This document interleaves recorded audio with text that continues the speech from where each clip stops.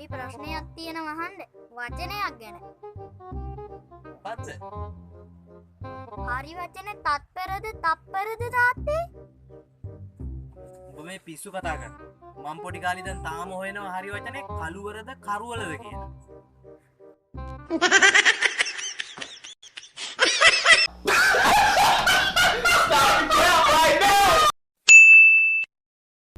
මගේ පුතා දැන් හොඳට පාඩම් කරන්න ඕනේ පුතේ ඈ.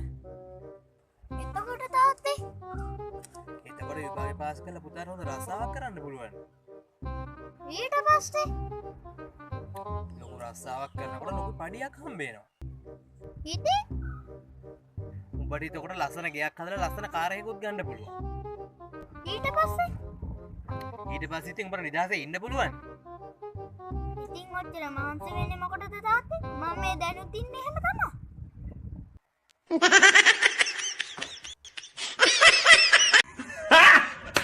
Gary! Gary!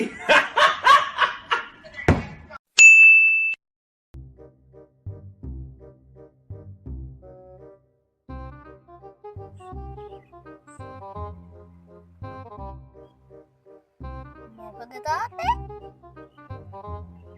නෑ පුතේ මම මේ බැලුවේ අපි කෑම කඩයක් හරි පටන් ගමුද කියලා. නියමයිනේ තාත්තේ. ඒක තමයි පුතේ පටන් ගන්න ඕනේ ඉක්මනට. අපේ නිකන් කෑම කන්න දීලා টয়ලට් පාවිච්චි කරනවට සල්ලි ගමු.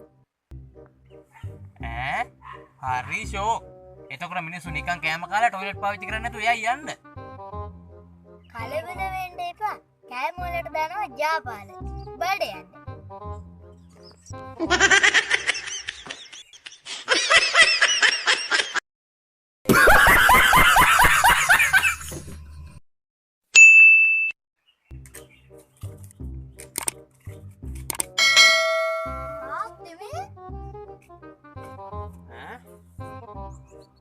මිනිස්සු හිරේ යන්නේ ඇයි?